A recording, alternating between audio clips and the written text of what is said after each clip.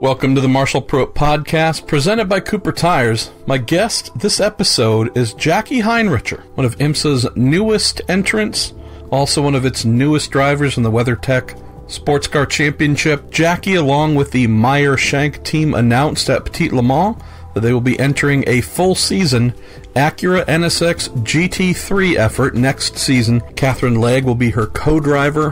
And for the Rolex 24 at Daytona, they're going to have a truly awesome lineup with Jackie, with Kat, with Anna Beatriz, a.k.a. Bia, and also pal Simona Di Silvestro. I really am looking forward to that. And also Jackie's full season, her first full season in big cars, if you want to call it that. I've seen her race previously somewhat in the Lamborghini Super Trofeo Series, one of IMSA's support series, and this will be a big learning curve for her, which she realizes. She is a true AM, a gentlewoman driver, the absolute definition of someone coming in, loving the sport, having the ability to take part in it, having been a success as a businesswoman, and also bringing in a really impressive new sponsor in Caterpillar. And I love this and what they're doing next year, because it is a high ambition effort, someone achieving their dreams of doing this, and also winning on the business side by bringing a big company along with them for the first time. We don't get to see that very often. So I said, you know what? I don't really know Jackie. I have an affinity for what she has done so far, and certainly for what she intends to do and hopes to do with Michael Shank, with Jim Meyer, and that awesome Ohio-based team next year. Figured this is a prime opportunity, though, since if I don't know Jackie, I figure a lot of you probably don't know enough about her. So let's sit down and talk about her origins, where she's from in the country, what kind of household she was raised in, whether racing was a part of that, and just learn about her, all the things she's achieved. And as you'll hear towards the end, I became a much bigger fan of Jackie just by listening to all that she's done and realizing that, wow, this woman has spent the vast majority of her life kicking a lot of ass. So that's why we decided to do a My Racing Life and Career interview instead of something a little bit shorter, because I definitely think she is someone who IMSA fans are going to enjoy going along this ride with in 2019. You know, you can get every episode of the Marshall Pruett Podcast on iTunes, on Podbean, on Google Play, on Spotify, on Stitcher, a whole bunch of aggregators, and on our Marshall Pruett Podcast Facebook page. We are not that far away, friends. We are not that far away from cracking the 2 million download threshold since I started this podcast in May of 2016, and we would also exceed my goal of having 1 million downloads for 2018 and possibly achieve that by end of October, early November. So pretty cool stuff. And also have my friend John Troth, web designer, working on the new MarshallPruettPodcast.com site, which will become the new home for everything related to the podcast and all 400 plus episodes I've posted so far. All right, off we go with Jackie Heinricher. I hope you enjoy her time that she spent with us, knowing that she's incredibly busy trying to run a company as a CEO and also to get ready to live her dreams in IMSA next year. So Jackie, obviously amazing to read about your plans for next year, everything you've put in place with Meyer-Shank Racing, wonderful new sponsor, all of these things that has led to quite a few people and fans already saying, awesome, great. Who's Jackie, though? We don't really know her, but she's going to become a part of our family. So I guess, as I tend to think of it, I'd rather not start with the most recent stuff. I'd rather go back to where you grew up. What was that environment like? What did your parents do? What was the world that you came into? Well, wow, thank you, Marshall. First of all, great to talk with you. Just by way of background, I grew up in Washington State, and my father actually worked for Shell Oil, and when I was a kid,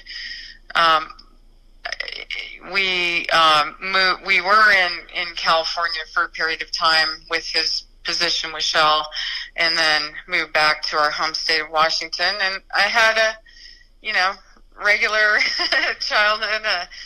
I wouldn't say I'm a tomboy, but I certainly did plenty of things that were fun, and my parents have always been really supportive in whatever I've done. And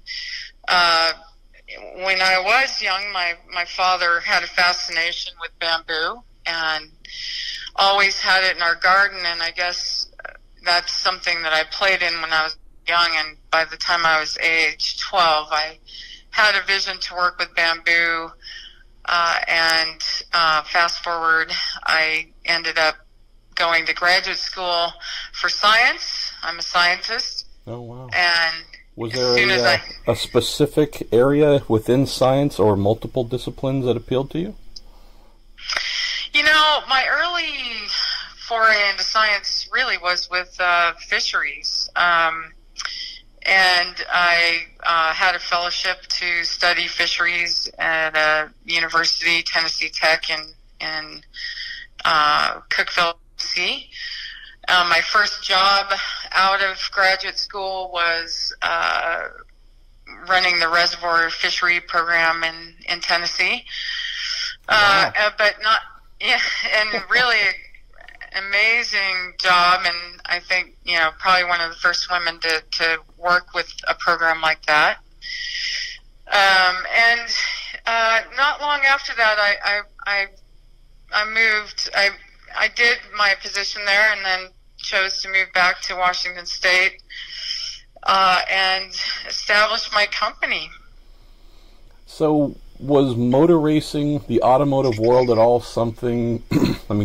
Was it a part of your life at all as a kid growing up? Out here on the West Coast, the Pacific Northwest, there is a fine tradition, sports cars in particular, with a really big culture going back to the early days of foreign car imports and such. But curious if that was part of your world and culture growing up, or something you found later in life. No, not part of it. We were, as a family, we certainly went to all the big, hydroplane races.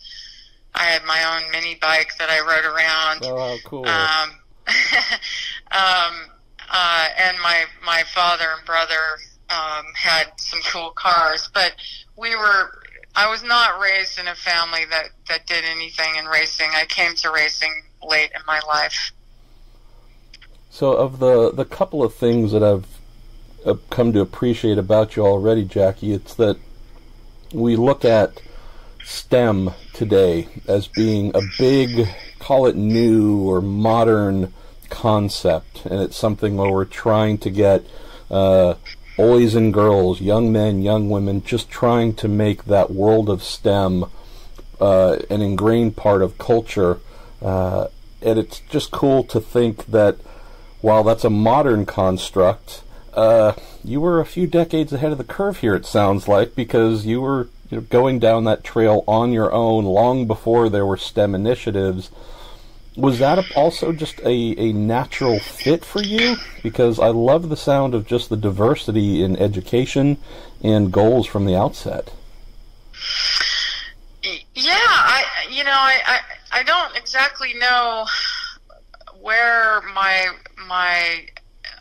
interest came from, or I guess I've always been fascinated with the natural world, and I've always been, interested in even from the time I was quite young, and chemistry sets and those sorts of things. But to your point,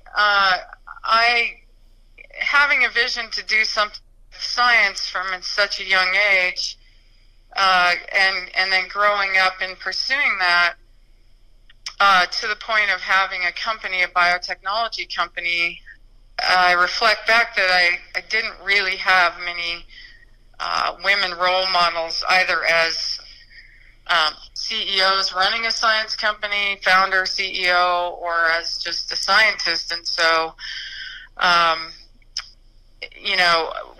I think just to sort of get to your question, I think reflecting back, it was kind of a remarkable journey, and one that I never even thought twice about. So it was really obviously part of my interest in my scholastically to be involved in science. I found science amazing. I still do today, and I'm still active in science. And I guess what comes to mind in looking at your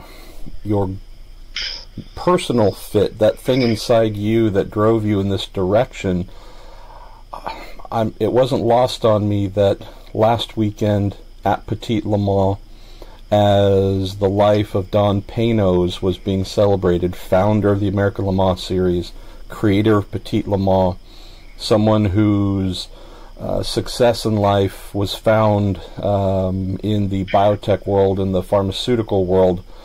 Maybe it was just me being a nerd, but I did appreciate the fact that on a weekend we were saying farewell to Don, knowing the world that he came from into racing. Here we are welcoming you full-time into IMSA, which is, something that he bought, something that he helped reestablish. Here we have Jackie coming in, who's been a success in the biotech world, coming into racing. So I don't know if Dr. P was reaching down, handing you the baton, but I thought there was a really nice message there as well, that, hey, guess what? There's a legacy that's being continued here, maybe even if not everybody knows that we have someone new coming in from a similar discipline. Well, that's quite an honor. I never had the opportunity to meet him, but, everything I understand about him was quite remarkable in his professional career and of course everything that he did for racing. And so I'm honored to hear you say that, and it was an incredible weekend for me. It represented years of work, and it was a very proud moment. So I really appreciate that, Marshall. Let's, if we can, talk a little bit about the biotech company that you founded, because that to me as well it's another core element, I believe, of who you are and what you do, because like many in the world of sports car racing, you are coming in as a success in the business world, who obviously wants to be, have equal success in the motor racing world, but you are coming in on the foundation of hard work and having a vision, creating something, making it a success, and that then being a springboard to allow you to do other fun things as well, like drive race cars. But let's talk a bit about your business, what led you to found your company, and what you do there, because like I said, I think that's a key part for folks to understand.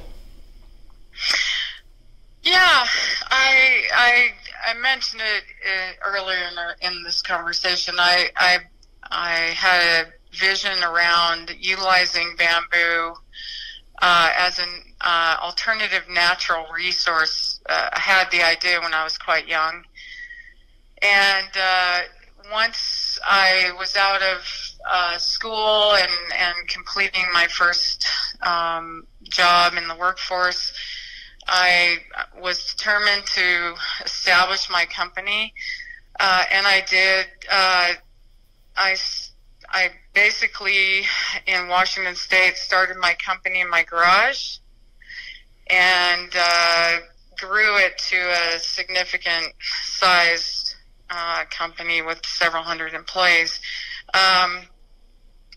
And essentially, I went on to do many other plants, but bamboo has always been the core. But I took a resource, learned about all the qualities of the resource, published many papers on the qualities of the resource, and learned how to find ways to dialogue with companies that could use it, and was successful in doing so.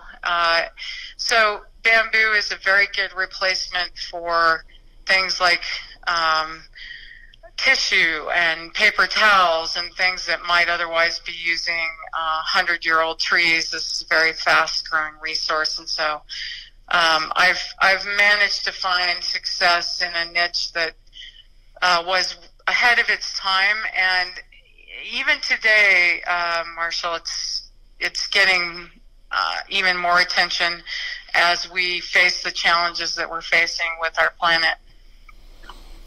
So you have this business that you've grown, and what are some of the stereotypes? Hey, away from the office, I love to golf.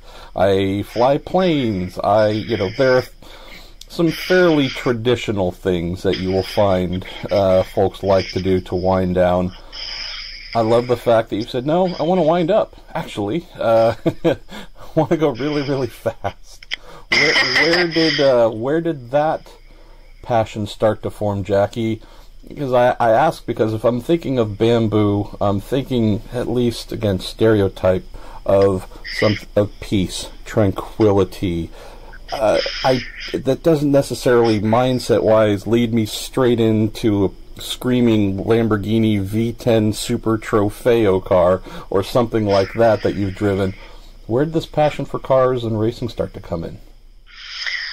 I think being an entrepreneur, if you think about it, it's really, you're working to win, right? You're working to use your mind to find, ways to win, whether it's in a business deal or, changing the way we use, products. And science as well lends to understanding a lot about what's happening in a race car, how to dissect things. So, but I really got into it by accident. Somebody, I literally would drive back and forth to my home every day, and that was the extent of my driving. And somebody gave me a opportunity to go to a weekend car program, and I have to say I wasn't excited to go, but I eventually went since it was a gift, and loved it. And I think that really wound me up about the challenges of driving, and the challenges to succeed in driving in every way imaginable. And what was it inside the car that stood out? Was it the physical forces at play? Was it the speed? Was it understanding tires and grip? In and among the personal challenges you mentioned, I want to be the best that I can. What were some of the more visceral aspects of that first introduction to high-speed motoring that hooked you? I always love to find out what those things were. It could have been a sight or a sound or something that you felt. Well, I almost didn't.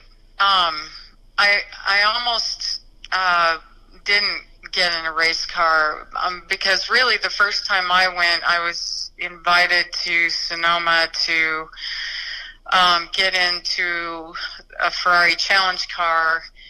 And so I flew myself there, and I rented a car, and I got to the track, and it was just, it was really overwhelming for me because there were really no women there for sure. I'd never been in a car like that, and I just remember being in my rental car, started being sick to my stomach, and not able to pry myself out of my car. And eventually somebody came over and said, "Are you going to sit in the car? Are you going to see what it's like to be in this car?" So, the exciting thing is I did get out of the car. I rode right seat at first, and then I somehow drove the car. I'd never even used a paddle shift before. So I think after a couple laps around Sonoma in that car, just in every way imaginable, the excitement was overwhelming to me. And the challenge, and I think I've always been really, I love taking on challenges, and I love to be able to, push myself. And it was clear that that was something that was really exciting to me, to the point where I don't think my entire flight home I was able to take the smile off my face. So that's simply how it happened. And I went on from there. Another aspect of your background, which I'd love to learn more about, and I'm also curious to hear how it influences what you do both in the business and the racing side, is your service, your military service. Where did deciding to serve your country become an ambition or a goal? And how do you think your time in the Air Force has continued on or had a lasting effect in what you do? Well, thank you for asking. I went into the Air Force quite young, when I was 17. And I had an interest. My father served in the Army. I had an interest in serving my country. And I served in, I would say, the entire part of my service was in Panama. And, for me, as a young person, it gave me so much structure. It was amazing. It was really my first real job, if you will. Oh, wow. And gave me a lot of real respect for, the things I was doing. And being a medic in the Air Force is challenging. And I ended up working in the emergency room at Gorgas Army Hospital. And that's quite challenging for someone young. But it helped me understand work ethic and respect. And, that's carried with me, I think, through my whole life. I don't live a big life. I imagine people think I do, but I actually work very hard and still, tuck my sheets in the military way. And so, but that's been really one of the greatest experiences of my life, and the camaraderie, the friendship, the teamwork is just one of the special parts of my life. So how do you transition, Jackie, from military service early on? Do you then take that experience and then move that straight into your scholastic endeavors? And I realize I'm bouncing around a little bit here, but again, this is just a conversation among friends. Where do you go after you're done serving? Do you go straight into to college, or do you take some time and just breathe a little bit? What was that part of your life like? I actually went straight into college. You're an animal. I love it. Which was good for me, and I had the benefit of having some help through my service, and graduated from my first 4 years of college. And I you'll be happy to know I took a year off and traveled through Southeast Asia. Okay, good. But then I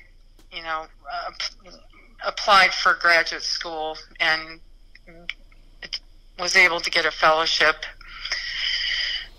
So I think there's a theme emerging here, which is reaching very, very high from the time you were a teenager, and it seems like that fits your decision to start driving race cars, then get into more organized functions. I mean, when I first learned about you, you were coming into IMSA's the Lamborghini Super Trofeo series. Was that something where you would say was another mental acknowledgement that, okay, this is a big task, but I've done a lot of reaching high and achieving. Let me see if I can fast track my goal towards professional racing? Well, it's almost complicated. I mean, I came into racing late. I want to acknowledge that. And, there's the term gentleman driver. And I don't know that I had an organized thought in my mind to go straight into IMSA. I had an organized, and I did at the time when it was Red Bull. I raced rallycross here in the U.S. as well. But for me, sitting back and watching racing and the different series and of course meeting all of the amazing people that I've met in racing, it's remarkable people. I had a vision at some point to put together what I thought would be an effort that would be, something up my alley. But I have to say, it's from a time budget perspective, it took a lot longer than, I certainly anticipated. It certainly is not easy to do something like this, to work through a partnership like this. So,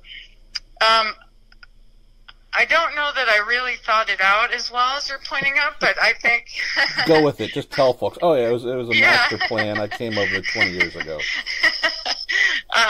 But the end result is just is something I'm very proud of. So I know that you have worked with some women who have definitely achieved very positive things in their careers in motor racing. I also know that you have partnered with a team in the Shanks, Mr. and Mrs. Shank, who have, I think, earned a reputation as just some damn fine human beings. Outside of motor racing, just the Shanks are as good a people as you're going to find. Mike Shank is obviously the face of the organization. His new partner, Mr. Meyer, is there as well, but Mike's wife is also someone who is just as big a player in that organization. How did you two come together or start talking? Because I think of folks coming together, and this seems like a perfect fit. Yeah, thank you. And to your point, Mike, his wife, Jim Meyer, just incredibly great people. It came about, I think, because once I started to understand that I'd found the right fit in a partnership to bring this effort together, it made sense to talk with various teams, and I think several factors played into this, not the least of which is Mike's reputation, his kindness, his supportiveness towards, what I was attempting to do. But, you have Catherine Legg, who's racing with the Meyer-Shank organization, doing really well in a car that she's very familiar with. And really, part of this is about having the right building blocks to put all the partners together to build a successful program. So that's really how we connected, and it's been such a joy for me. So, and I got to spend time at the race with them and sit with them during the race and learned a lot, and it was a great experience.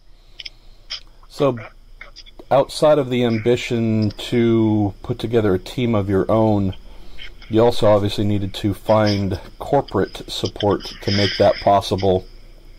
Of the other things that I think folks have been really amazed with so far, Jackie, is you haven't just announced, hey, I'm going to come in, I'm going to drive, it's going to be fun. It's, hey, I'm establishing my own entry, working with the MSR team, and we are going to have a name, Caterpillar, on the car. It's not, Joe Bob's truck stop. It's freaking Caterpillar. I mean, this is a serious, So doing that on your first foray, the launch of your very first season in the WeatherTech Sports Car Championship, I think that's another thing that has folks going, all right, this is really unique. Tell us about that. I wouldn't ask, obviously, the business details, but how do you start the conversation with a major company like Caterpillar and get them to come in and be a part of this pretty cool program? Well, as I said, I've been working on this for a couple of years. I mean, from a time budget management perspective, that's a mighty road. Yeah. And I know every driver, every team understands this. It's very hard to find the right partners, and so everyone knows this is a very difficult thing to do. And I'm no exception, and it was very hard for me, and it was a very steep learning curve. And although I have the opportunity of talking with companies, I came in racing late, so it's not, that's not an angle I can exactly pursue. But what I can do is I can talk to them about my vision, why it's important, deal with it head on, and, see if there is a corporate partner that understands the vision, understands what it is I'm trying to accomplish, and really feels that for them that's the right avenue based on their own internal initiatives. And that's essentially how this came about. And I have to say it's incredibly exciting, and I know it's exciting for Meyer Shank. I know it's exciting for the drivers.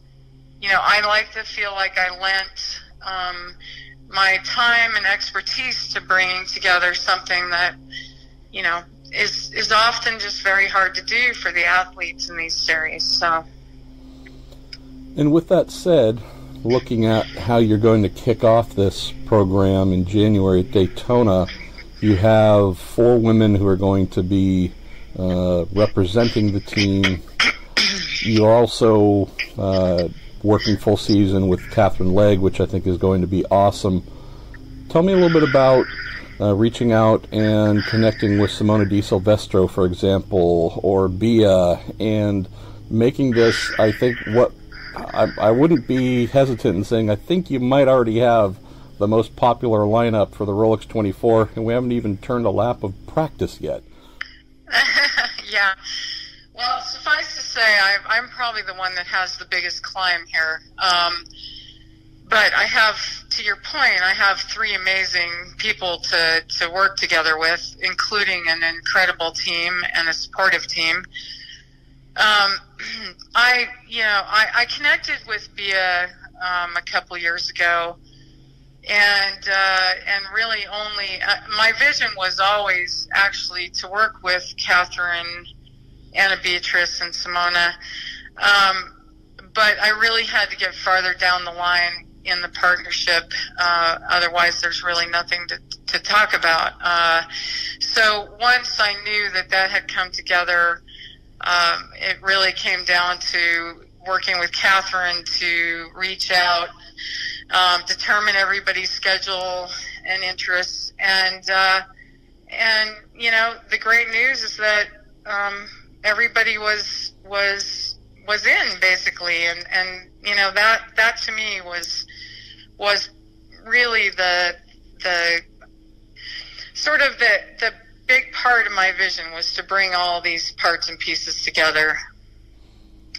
Let's expand on that just a little bit with the driver lineup, Jackie. I've known your teammates for quite a while, and what stood out to me in the announcement was this is a team of racers.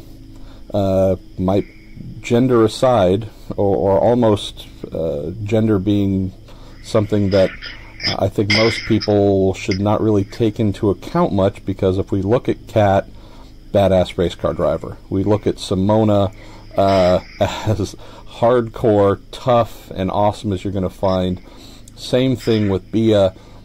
Is that something that happened by chance, or something that you said, I want the best, but also women who will be received as pure hardcore racers, not maybe some who are looking to play up femininity to attract attention to their motor racing? The answer is the best, the credibility. Bringing together the correct partnership to go in and do what we do as racers.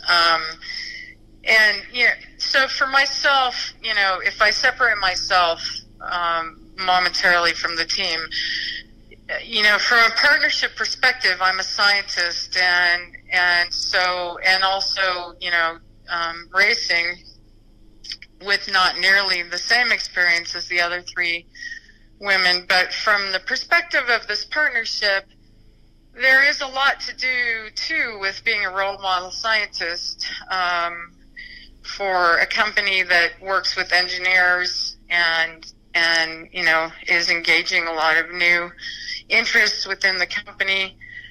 And so for me, I didn't take it in any other way than head on as a professional effort. So let's close on the final couple of items here, Jackie. So as you've mentioned, you are the newest to this ensemble here. What is the rest of your year going to look like in terms of testing, any coaching with Kat or whomever else? I know you want to get to Daytona and be as prepared as possible, but what's the plan you're working on to make sure you get there and have as positive a feeling on that front as you can? Yeah. Thank you for asking. Yes, we are testing leading up to the Roar, and yes, plenty of coaching, plenty of work with the team, plenty of work with Catherine, and every effort is being made to work on my part of this, and I'm applying the same work ethic and diligence and tenacity that I did in working to find the right partnership to make all this possible. So as you look ahead to 2019, Jackie, what comes to mind in terms of both goals and also, I don't know if impact is the right way to put it, but I know you're not just going racing for pure personal glory. You obviously want to represent your sponsors as well as you can. I know, as you mentioned, you also want to be a role model and hopefully inspire.